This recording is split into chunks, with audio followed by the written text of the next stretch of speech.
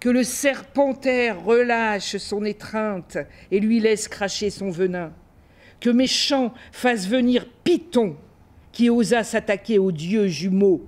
Alors bonjour, je m'appelle Tommy Miliot, j'ai 36 ans et je suis metteur en scène et scénographe et on est ici en résidence pour le spectacle Médée de Sénèque.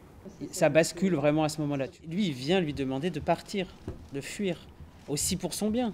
Ce qui se joue aujourd'hui dans cette résidence, c'est de dégager le sens du texte, d'arriver à dégager tous les enjeux qu'on va devoir porter à la scène. Ce qui est toujours marquant dans une résidence, c'est que moi, ça fait 1 an et demi que je travaille sur Médée, donc ça fait 1 an et demi que je lis le texte. Et puis tout d'un coup, il prend corps grâce à la voix des acteurs. Et c'est toujours surprenant. Et ça a du sens à partir du moment où on va venir à la Villette pour pouvoir donner des représentations, de commencer le travail ici. Ça me semble important. Jamais ne faiblira ma rage de vengeance. Quel crime peux-tu me reprocher? Tous les miens. Tu en oublies un. Celui que tu commets aujourd'hui en me rendant coupable de tout.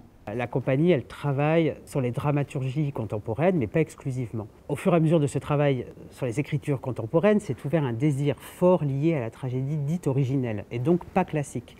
La tragédie latine du 1er siècle, et celle de Sénèque. Et puis, j'ai découvert la traduction de Florence Dupont, qui est donc une traduction contemporaine du latin. Et ça m'a ouvert ce désir de pouvoir faire ce spectacle grâce à cette traduction, parce que Florence Dupont, c'était pas seulement la traductrice de Sénèque, mais c'était aussi une autrice tout d'un coup. Donc une autrice contemporaine d'une certaine façon. C'est extrêmement jouissif, le personnage de Médée.